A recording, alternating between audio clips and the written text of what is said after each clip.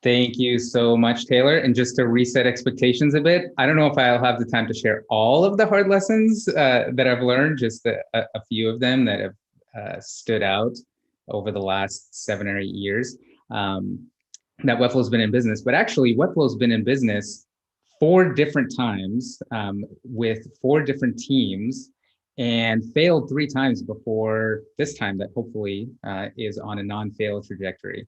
And I wanted to tell a little bit of the journey that I went through in those multiple attempts in trying to get it off the ground that start all the way back to more than 16 years ago now in 2005 while I was still in college and having the initial idea with the same exact name, same exact product direction. And it was sort of the early days of Web 2.0, right? After the Web 1.0.com crash that happened, there's still a lot of pessimism, but I had like all this optimism that something like Webflow could exist and try to do it solo for a long time. It was my senior project. I tried to get a bunch of clients to build a product for them, but it just could not find funding at the time. You really needed to have an entire team. There's a lot of skepticism around would tech investments work, and only like these outlier companies were being invested in. And eventually I just had to find a real job. So once I graduated, I got a job at Intuit, but very quickly, maybe 6 months in, kind of got the itch to start working on it again. And this was the early days of YC. This was when like Weebly and Wix were starting, like the web was kind of having this rebirth moment where there were a lot of new startups, a lot of vowels being dropped in domains, if you remember that, the Flickrs, the Twitters, etc. So I started with 2 friends at Intuit, and we raised a little bit of funding, but just ran into too many problems. Had a trademark issue. All of us had very busy day jobs that pulled more and more of our attention into work, and eventually it just fizzled out. Various co-founders kind of decided to work on other things, and I decided to focus more on work. And then my wife and I moved to Sacramento and decided to have kids. It's sort of like at that point, kind of thought that, hey, we missed our chance. Wix and Weebly are really taking off. This chance is gone.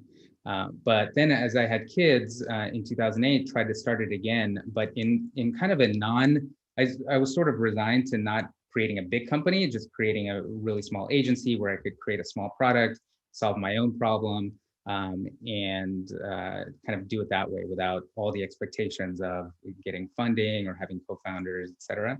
But it was just too hard to keep the energy going, like with 2 young kids, with full-time job. It was just not something that worked out over the course of time. I think I spent like 4 years on it and eventually gave up because I just wasn't seeing any traction. And then randomly, this is like act of providence or whatever you want to call it, in 2011 and early 2012, from fail number 2, when we had a trademark submission, I got in my house, we had moved like 2 or 3 times by that point, a trademark certificate from our first submission that somehow, the company that had the trademark had gone out of business, and this had like cleared some queue, and I just saw it as a sign that I need to start it again. So in 2012, I convinced my brother, who was my eventual co-founder, to start working on it part-time. So he was a designer, I was more of a developer, and we started kind of jamming on it on the side. A little bit of moonlighting, a little bit of working with clients to build websites, but also a lot of focus on building a product. So that's the iteration that I want to focus on today, because like that's the one that actually took off, and where I learned most of my lessons. But like the takeaway there is that timing really matters. Like even when I thought I had all the skills, in the early iterations, either technology wasn't ready or I didn't have the right co-founders to keep me motivated and accountable. And this sense of, luck or privilege, whatever you want to call it, like this event where I got this trademark certificate, just like kicked me into gear. And it's just really important to pick the right partners, like people who I'd worked with or people that I really trusted, like my brother and my co-founder Brian, who I worked a lot with at Intuit. And I gave myself such a hard time through those first 3 failures of like, I missed the mark. I missed the boat on, you know, building this kind of company because other competitors existed. And didn't give myself permission to think that actually a lot of things were kind of outside of my control, and a lot of this is to a certain degree luck and good timing and being at the right place at the right time. So we ended up starting the company, we incorporated, and I had, as a reminder, 2 very young kids at the time. My daughters were 1 and 3, or almost 1 and almost 3. And we had like all this enthusiasm. I sold all the stock that I could, that I had at Intuit, had basically my entire life savings, which totaled about 20 grand, with the stock sales, and poured it all into the company. Got my wife on board, got her convinced that, you know, we were going to raise a ton of funding in a couple months, and it was kind of off to the races. My brother Sergi moved into our tiny little condo where we had our kids' room that we kind of like cleaned out, that he crashed on the floor. We somehow had this kind of perception that we had to do all of this stuff to run a startup. Like we spent half a day in a park taking professional headshots, even though we didn't have a product, we didn't have a website, we didn't have anybody who cared about like what we were building, but we just like somehow had this like list of things in our minds around like what real startups do. But in retrospect, it was kind of silly. And then we sort of like thought that, hey, we have almost unlimited money. That's what it felt like at the time. We have 20 grand that's in this business account. And, you know, what do you do with that first? Buy brand new MacBooks, which is exactly what we did. And here's sort of my wife, the voice of reason, saying, is that the best idea? And, you know, me rationalizing, yeah, like you need to have the best equipment to make that happen. But don't worry, we're going to do this Kickstarter and we're going to raise 300 grand and everyone's going to love this product and is going to buy into it. So of course we pour in something like $12,000 into this Kickstarter video. We have to rent like this massive flat that looks like modern. We record this entire video around the idea of Webflow, the product we're going to build. And of course, it's like a plea to the Kickstarter users from other videos that we've seen that were successful. So at this point, most of our money is gone. We even had like this, the guy convinced us to do a little keyboard cat impression that Sergi almost made on the internet, but I'm glad we spared the world from that happening. And then reality started to hit. At this point, we're almost out of money, but we still have all this optimism that we're going to post the Kickstarter.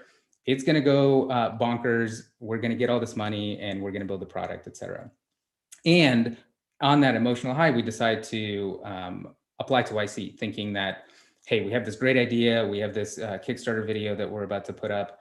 And in a matter of 2 days, we got both a rejection from YC saying that, you know, they're not open to interviewing us in that round, and Kickstarter telling us, hey, actually, we don't support SaaS software. It either has to be downloadable or it has to be something that you physically ship to people. And of course, our entire video is like, hey, Kickstarter, hey, Kickstarter, like you can't just like ad lib or Mad Lib, you know, Indiegogo in or something like that through post-production. It was essentially a completely shot project that we had to throw away. So we went into like just deep work mode. We moved to this place called the Hacker Dojo, which is completely free, but also pretty, you know, you kind of like had to fight for space and had to be there like super early in the day to get a table to work on. And then, you know, we're kind of at the precipice of like nothing's working. We got rejected from YC. This Kickstarter doesn't work. And right at the end of the year of 2012, my daughter gets really sick, and with a life-threatening condition.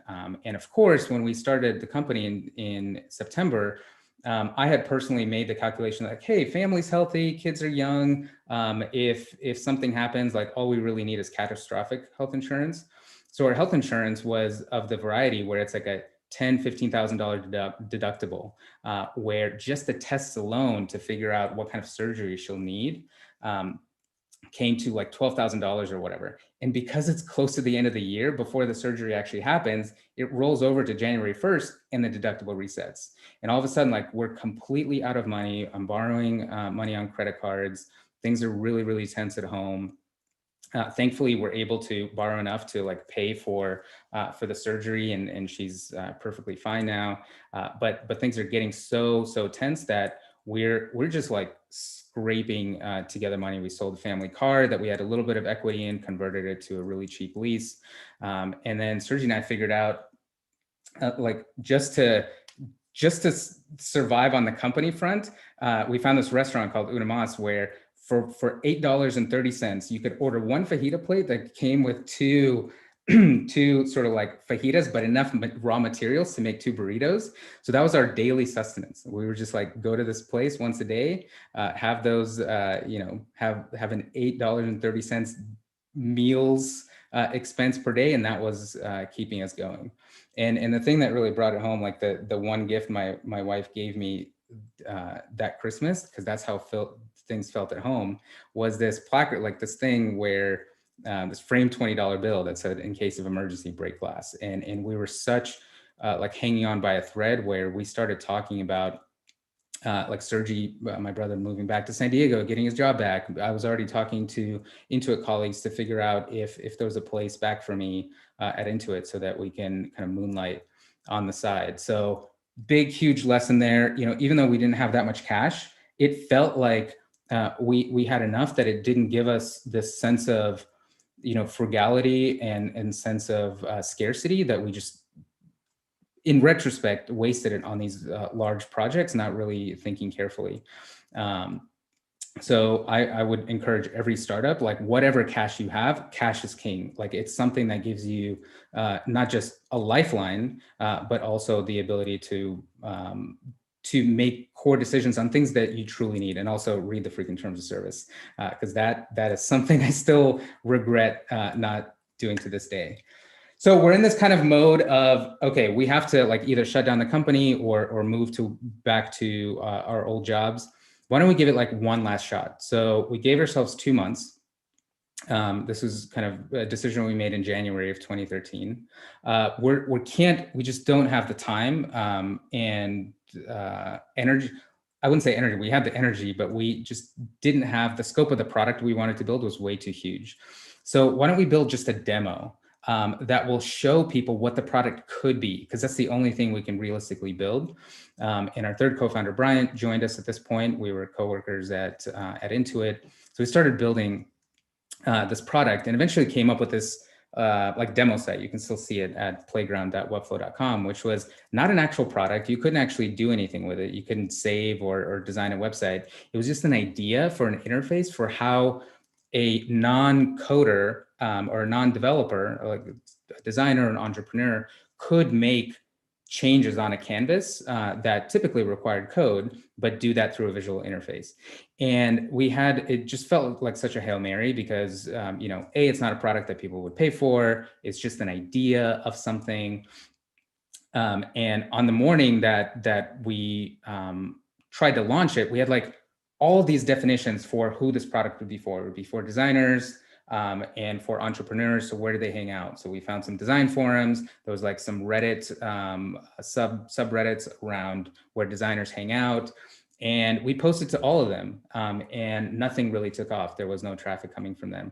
And I remember that ominous morning when we were just seeing that there wasn't any traction coming from trying to get this into the hands of designers. I went to Starbucks and there was like, this was always ominous for me where like my name is misspelled. And I just knew that just felt that day was not going to be great.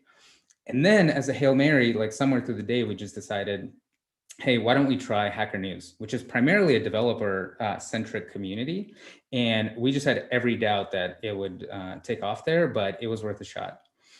So we put it up there and it just over the course of several minutes completely changed, flipped our world upside down.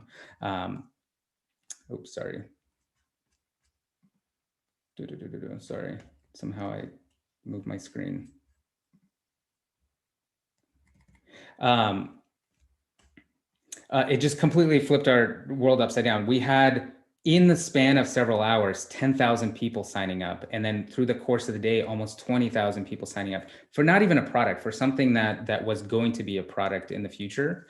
And it was such a huge surprise to see the developer community, like people who typically we thought would, they were in the past, like really arguing against tools like Dreamweaver or Wix and Weebly, et cetera, that don't generate clean code, et cetera. Were just giving us all this positive energy around like, hey, you might have actually cracked the code around empowering designers to build like developers build. And it was just such a huge day for us because, we're deeply in debt. We're on the precipice of quitting and going back to our jobs. And here we have this amazing traction that is just a jolt of energy and hope.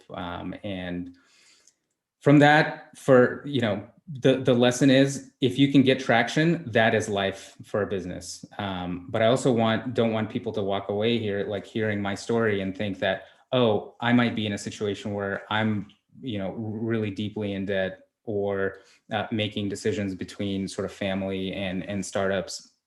And I just want to recognize that what happened to Webflow, what happened to me, there's just so much survivorship bias built in to our story that it just happened to work out. We were at the right place at the right time, and lucked out with being like putting Webflow in front of the right people so that we could get that traction. But like, once we got traction, it unlocked so many more doors for us. So right as that happened, we finally got a little bit more relaxed. We moved to a different co-working space, started working on the product, and decided to apply to YC again. This time we felt a lot more confident that because there's some indication of user demand, that we would have a better shot this time.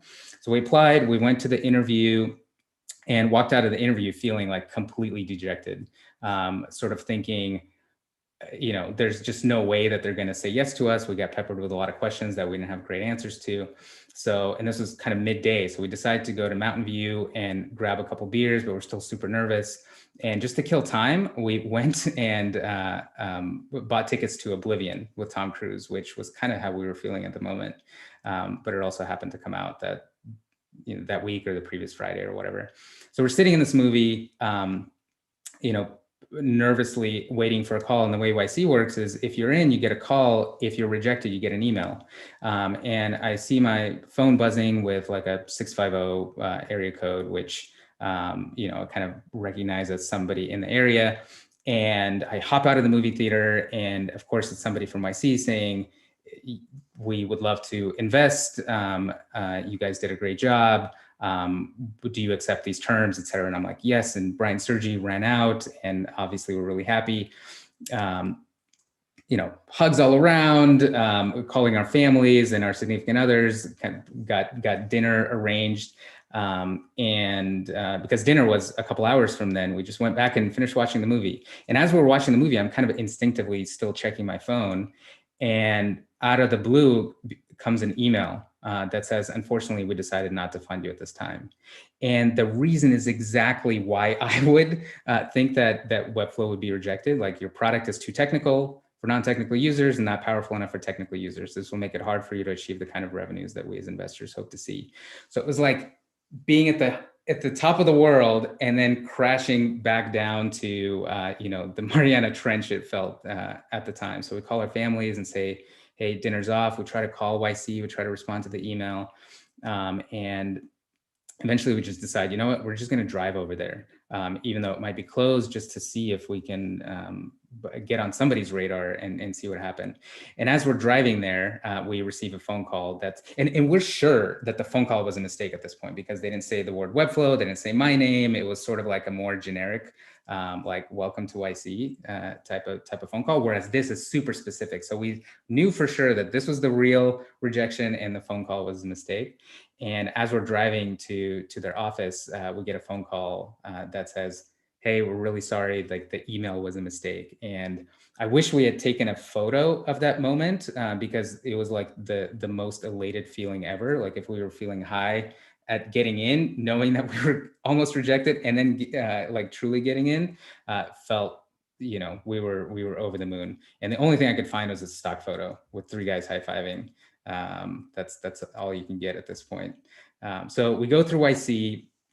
And it was really grueling, where we had to wrestle with a lot of our own sense of, most of us were designers. We wanted to create this perfect product. We had this idea for what people would pay for, what people wouldn't pay for, because every one of our competitors at the time, like Squarespace and Wix and Weebly and Adobe, had blogging and publishing and multiple pages and a lot of other things that we didn't. And our tendency was to, delay launching and delay charging for it until we had all those things, which could have taken years. But one thing YC, I'm so glad that one of the partners did was like, they just said, hey, if you don't launch this thing, even if you're, embarrassed by it to a certain degree, then we might actually kick you out, because this is the point of YC, to make sure that we get to some marketable product within a very constrained time period. And it was such a key lesson for us, because the product we were comfortable building and releasing and charging for, we didn't end up building for another couple of years. And there was much more demand than we thought for the product the super lightweight product that we launched around demo day. The big lesson I learned there is like, have your big dreams and look at what you want to build in the future, but ship often. Figure out what users need now and try to deliver that to them as soon as possible. Also, at every step of the moment, we're very uncomfortable with what we were charging. And every step of the moment, we found out that people were willing to pay much more in many cases. So I would encourage all startups to seek monetization as a fair exchange of value, but also be really thoughtful about trying to charge sooner, because it's always harder to introduce that in the future. So we're in YC, we finished demo day, and of course you think, the story in our heads is all these other success stories you hear before. Once you're in YC, you're going to have no trouble raising money. So we start doing all this kind of like pitch training, where I'm an extreme, or at least was an extreme introvert, where going up on stage was the most anxiety inducing thing. Like the fact that I'm even talking to this group right now is kind of a modern day miracle. But we did all this kind of speech training. We launched the product. We had a TechCrunch announcement, and we thought surely like the investor dollars are going to pour in. And we did find some early investors that put in about $250,000, or just shy of $300,000. But a lot of the startup the VCs we pitched after demo day were either like a no, but most likely a no answer, or a delay, or a can you come back again. And I just remember those days being really, really anxiety inducing, where we spent more than a month not really building product, not really focusing on anything that was important for our users, but just like waking up every day in like cold sweats, pitching more people, and not really knowing where the company is going to go in terms of runway. And then eventually we met with Paul Graham at YC, and he just gave us permission, said like, hey, look, this is obviously really hard for you guys. Like you're seeing a lot of resistance from many investors. And you can just make the decision now. You have $300,000. There's 3 of you. There's enough runway for 3 people. Sure, you might not be able to hire the team that you want, or it's not going to look like all the other startups that are raising $3 million rounds at the time. But you can actually focus on customers and on users when they need you most, because we were really starting to hit a wall where like people noticed that we weren't improving the product. We were just out, raising money. And the second that we did that, just decided like, hey, we're okay, not raising more. We're actually going to revisit that conversation later, and told that to a lot of the investors that, we're either kind of a wait and see. Then immediately a lot of conversations started happening really quickly. So the moment that we weren't desperate for the cash, and we felt like really in control of being able to survive for another year, it just like removed the sense of desperation from us and the signals that we sent to other investors, and maybe like a sense of FOMO kicked in with a lot of investors, where we really rounded out a pretty healthy seed round of $1.4 million soon after we decided not to raise more. So maybe the lesson there is like investors want to invest disproportionately to how much you need them to invest. So the less you need their cash, the more they're willing to invest. And again, we just felt really happy that we had at least that financial burden from out under us. But then we kind of like switched back into normal startup mode. We got an office, we went to IKEA, got a bunch of desks, put them together, got a ping pong table, got some interns, built a Kanban board, wrote down this big, hairy, audacious vision that 50% of the internet is going to be powered by Webflow, and started doing retreats, got another office that was a lot fancier, started having Christmas parties. And then I had this like big moment where I was sitting down and looking how fast our revenue was growing, which was not that fast, and how fast our expenses were growing, which was really, really fast. And the curve for how fast we were losing cash was really scary. And I figured that we would be out of cash in 11 months if something didn't change, because it was actually starting to accelerate. Like we were hiring people much faster than we were growing revenue. And that's when I decided like, hey, we really have to focus on sustainability and being default alive, rather than having to go back through that same experience of having to raise money just because we have to. So we're really focused on defining our pricing. We started working on a product, our visual CMS, that we thought was going to be a major revenue driver. We launched that. And then I remember this one moment coming over after the launch of the Webflow CMS, coming to the office over the weekend with my wife and kids, because we would sometimes go to the city and kind of go to the zoo and stop by the office. And I was sitting there at my desk looking at revenue dashboards and at QuickBooks where we could see expenses. And I realized that like the graph was inflecting, like revenue was starting to grow faster. And we really, since we decided to slow down hiring, our expenses were growing much, much slower. And I finally had this realization that we might be sustainable without any additional cash input. And I looked to the side where I saw my daughter, and I took this picture where she was writing on the wall, Webflow is the best because my dad works here. And I had this moment of like realization of freedom of like, hey, this is actually something that can last and endure forever if we choose for it to, because we are now in control of the two main variables of revenue and expenses, because we can make the choice to be sustainable.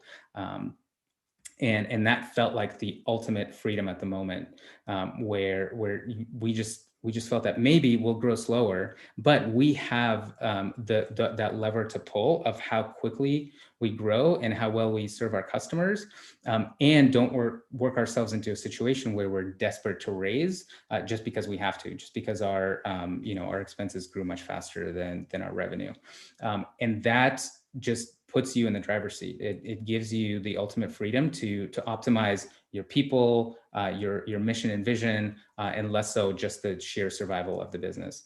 And just as a little tidbit, like that, when we launched that CMS, the inflection we saw in revenue, we thought was going to be, game changing. But in retrospect, if you look back over the course of time, like that's the blip that was, which maybe there's a little mini lesson here around. This is really the long game, and no single feature that you're going to launch is going to be, a make it or break it thing. Focus on overall bringing value to your customers and listening to them, and it compounds over time. So now that we've had this sort of sustainability moment, we really started focusing on building an enduring company, like one that would last on its own accord. So we started hiring more people, but in a way that was very thoughtful. Like as we got more revenue, we'd hire another designer. As we got more revenue, we'd hire another developer. And we started having larger retreats where the team grew over time, but it was very much scaled to how we were serving customers, because our customers were our main source of funding. We're getting like these mini funding rounds from Stripe every week when customer accounts were cleared. And eventually we reached, almost 150 people. And that's when it's still on our own terms, where we're running in a very sustainable way, where we're cash flow positive, profitable in certain quarters. And it really put us in the driver's seat, like I mentioned before. And that's when we started thinking about, okay, like what does it mean to scale our ability to have a huge impact on the world? Oops. Sorry, this keeps happening. what does it mean for us to scale as a team to take our mission and vision and actually bring it to more people sooner? Like the sustainability path guarantees that you can do that for as long as possible. But there's also a non-conflicting path where you can augment that with more capital to accelerate that, that trajectory without risking the sustainability of the company or the long-term endurance of the company. And that's where I really started considering adding partners that are true partners, that are first and foremost firm believers in the mission and vision of the company, and join essentially as extended co-founders or extended team members that help us get to that, climb that intimidating mountain that we're climbing, because they have the experience to do that. And even though we talk to I would say hundreds of investors across many different firms, especially as Webflow became more and more profitable and more kind of sustainable. Only a few of these relationships really rose to the bar of like true partners, people who really believe in our missions. First and foremost, they want to make the internet a lot more rich and help it come to its full potential by empowering more and more people to build for it. Right now, the power to create for the internet is kind of locked up, unless we're talking about like YouTube comments or a Medium post or something like that. The power to truly create software for the internet, it's still locked up in like 1 out of every 400 people, like 0.25% of the world. And we found partners that truly don't find that acceptable and want to do everything possible to bring that kind of empowerment into the world, but also create the kind of company where each individual on the team can feel like they're having an impactful and fulfilling life. So it's not just about the business or what we're doing for customers. It's also about the kind of team that we want to build internally and what kind of feeling that we want to have with the people that we work with, and how we prioritize people overall. And as I thought through like how to partner with these folks, it was really, really important to like level set with each partner. First, it was Arun at Excel, then later on, Layla from Capital G joined us around the importance of like reframing this idea that a board or set of investors is like a boss to a company and they're there to keep a company in check or whatever, but truly as partners and equals, people who have had more experience, scaling companies, have a lot of resources and connections to help us unblock certain problems and tackle certain challenges as we scale, but not see it as a sorry, this keeps happening. But not see it as a primarily a financial outcome that they're seeking. Sure, that's important, right? There should be a return for an investment, but truly the most important thing that we're solving for is the expansion of Webflow's mission and vision. And I even took it to the degree of signing social contracts with each of these partners, things that go far outside of a term sheet, and that even challenge the very idea of the Friedman doctrine, where like if you solve for shareholder value, then everything else kind of solves for itself. Instead, we look at this. There's this perspective called the infinite game. We're kind of playing this game where it's not like a basketball game where there's like a score and then there's an end. We're really playing an infinite game where our goal is to expand and promote this cause that's much greater than ourselves and create a company that will outlast all of us. And that requires a focus on relationships, a focus on people, a focus on sustainability that might not be, the most natural when you see a business opportunity and you can say like, I can pour all the money we have into that. But if it risks the sustainability of the company, that becomes a problem. And you have to find partners who really align to that perspective, because then they're truly partners. They're not like people you constantly disagree with. And the kind of takeaway there that I came to is that it's so important to focus on what you do for people, which people you partner with, and what kind of people that you work with and who you serve, and finding those key individuals that not only can bring value to expanding your mission and vision, but also are completely aligned with the values and principles that you hold, so that you're not constantly battling on the things that are so important. You should be working through challenges that are outside of values and principles. Like, it's so hard to align on values when people are so different in the values that they hold. So biggest piece of advice is to really take the time to pick the right people that share your values as you partner with them. So I know I'm probably way over time here, but my top takeaways here in how, at least up to this point, I feel we've gotten to building a sustainable and enduring company, is to seek becoming default alive as quickly as possible, which means like getting enough revenue and cash flow where you feel that you're in control of your own destiny. You can move the levers of either growing revenue or controlling expenses and spending, really wisely, to where you feel that the company can survive forever without additional investment. And that just gives you so much optionality.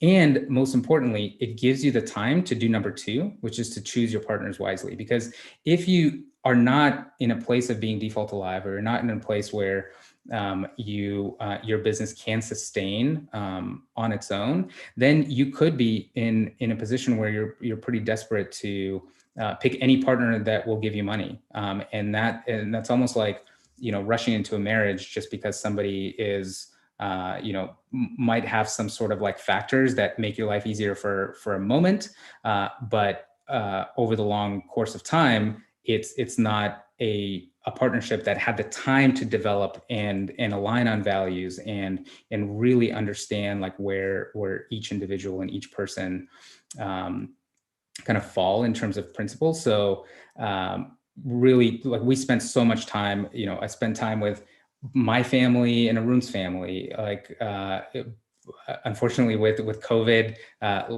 Layla's family and our family weren't able to get together yet, but there was a lot of like conversations, virtually, et cetera, where really like these are multi-decade type of relationships. So choose them really, really wisely and make sure these people really care about the future mission and vision of your company and are not just solving for some sort of financial return. But again, being default alive gives you the optionality to do that for years, right? Because you're not rushed into that decision and you can make that decision thoughtfully. And finally, it's all about people. Like, a lot of people will say, oh, it's a business. Business's goal is to, increase revenue and build shareholder value. But really, like, where's the purpose in that? So one thing I've learned is that, everything about the business is just a vehicle to advance a cause greater than yourself, to bring more value into the world that hopefully makes other people's lives easier. And to serve the people on your team. Like, this is a group of people who are committing so much of their life to building a product or building a company that is, such a big part of their lives. So those people matter too. And the people that you bring on as partners, like, first and foremost, they're people relationships. They're not like business relationships. The business is just a vehicle or a structure to sort of organize around. But to me, or at least to me personally, thinking about a business just purely as a business has never been really all that inspiring. But thinking about who are we solving for? Who am I doing this with? How are we making other people's lives easier, and what value are we bringing to the world that truly empowers others and enables others to succeed? It's ultimately about the people. So with that, I think that's all I have. Just want to thank you all for listening, and we can open it up for questions if there are some. Actually, I see that there are some in the chat already. Yeah, thanks for a great presentation, Vlad. And just from the event platform, you have some OG folks in the room too, David and Andrew, so they've been using Webflow since 2013. So that's really cool. Nice. That's longer than I've been using it. All right, I see some questions here. How did investors react to brother co-founder? Honestly, it was, there's a lot of precedent set with Patrick and John at Stripe and other places where, no eyebrows raised. There's a lot of trust that's sort of built in to a sibling relationship. We didn't have any red flags around that. I have 4 other siblings, and I think Sergi and Natalie, our sister, also works at Webflow. But there are some siblings that would be much easier to partner with, and some siblings that were not quite on the same page. But we didn't have any kind of feedback from investors on that. I see Misha asked, what do you think is the biggest difference between being a founder now versus 2012 for those starting companies? First of all, I think terms are much better now. There's just, technology companies are valued much higher. You have to sell much less of your company in terms of equity in order to get a similar investment. So that's something that is really, really founder friendly. There's also a much bigger recognition that founder-led companies are long-term most sustainable and successful. Before, I remember when in the multiple times that I was starting, like that story shifted quite significantly, where it used to be like, hey, founders who are not experienced, I wasn't an experienced founder at all. I was a software engineer before starting Webflow, didn't really have experience managing people or hiring people or leading larger teams. There was kind of this theme that you can sort of go through the early years, but then you have to bring in a professional CEO or an adult in the room or something like that. I think that trend has more or less gone away, thankfully. And there's been more and more trust placed in founders, given the right support to scale companies into, IPO territory, et cetera. So yeah, and it feels like even despite COVID and a lot of the setbacks we had last year, it's just a great time to start technology companies. Like there's the entire no code trend, not to kind of do a shameless plug, but it's so much easier to build things now because a lot of things are abstracted that weren't before. So it takes fewer people to build the same things that it took, 10 years, and definitely a lot fewer people to do the same thing than it took 20 years ago. 20 years ago, you had to like rack your own servers and buy all this equipment and hardware just to launch a little web app. Today, you can do that with one person in AWS.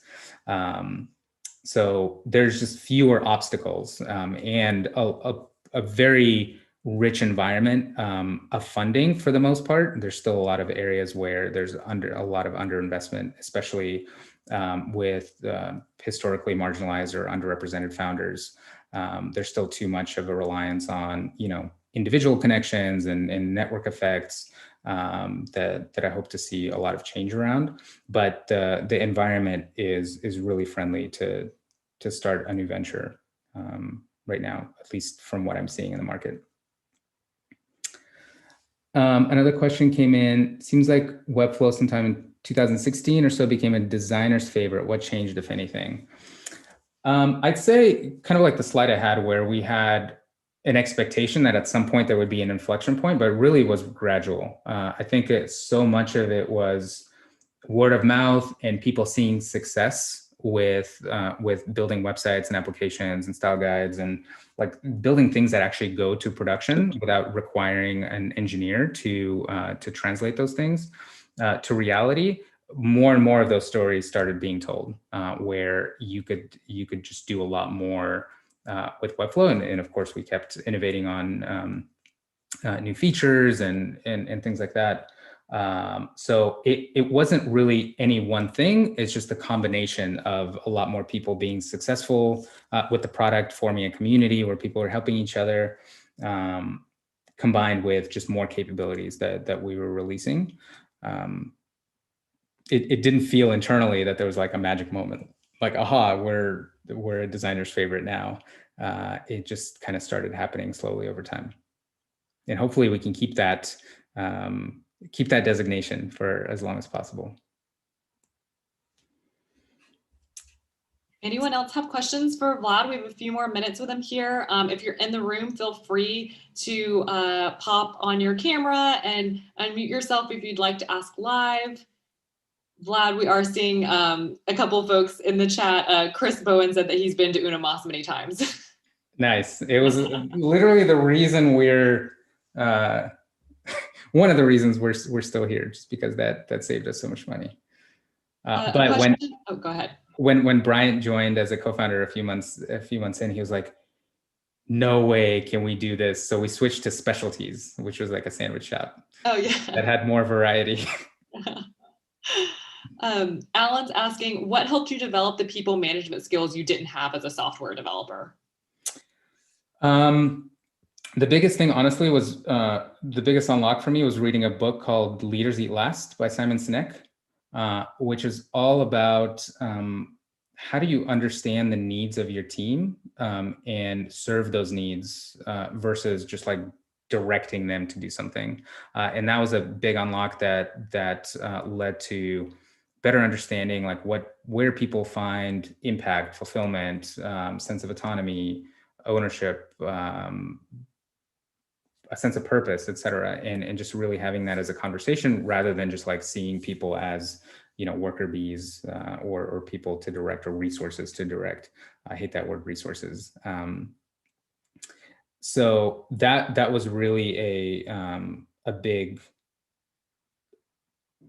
piece of inspiration for me. I know a lot of people like mention high output management and other things like that, but for me, it was that book that really helped me develop into a leader that really empathizes with people and their goals and their own careers and tries to motivate folks to focus on the right things. And there was another book called Drive by Daniel Pink, I believe, where it really tries to frame what motivates people to do the best work of their lives is having autonomy, having a sense of mastery or mastering their craft or their chosen profession, and a sense of purpose. Like, why is the work that you're doing, how is it helping other people and making the world a better place? That really helped too. But this is like an ever-evolving journey. Like every moment, every day at Webflow, there's like, this is broken or that's broken. And I wish I was a better manager. I wish I was a better leader. Like, why do people trust me to even be in this position? Not having done this before. So it's a really messy process. But just those two books have really helped shape my perspective in terms of management. Awesome. There's another question. How early did you create your company values and have they evolved at all in your growth trajectory? We actually ended up creating them about 4 years in, something like that. Our values were we call them core behaviors. Values, you can state something that you believe in something or that you value something, but how you behave is truly what proves that you're living those values. We created them in 2017, I believe, and we articulated the second part of our mission. So we have a two-sided mission. One is to empower people to create software without code. That's what we're kind of bringing for others. And the second part of the mission is to create the kind of company where each individual can live an impactful and fulfilling life, whatever that means to them. And that was defined at the same time that we defined our core behaviors. And that was really key in kind of helping bring on the right people.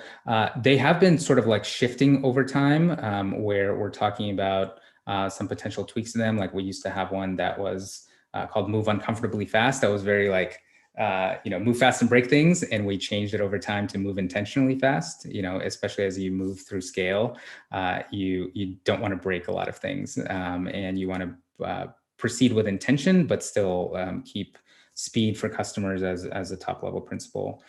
So there've been changes like that. And I think as the company grows and scales, might tweak them even more.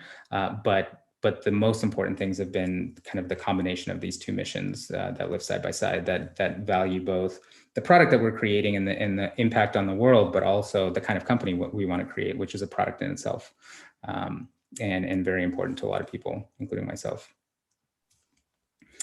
Well, we have a few more questions coming in through that platform. So Ahmed's asking, how do you think the designer's role will evolve in the next few years? Ooh, this is interesting. I think designers will become closer and closer to production. They will be what I believe what we call visual developers or software designers, where what they create is not just an idea for what's going to go live, but in many cases it is the thing that's going to go live. So we're kind of removing more and more of the translation layers, which doesn't mean that we get rid of developers. Like we're going to need way more developers than we have right now.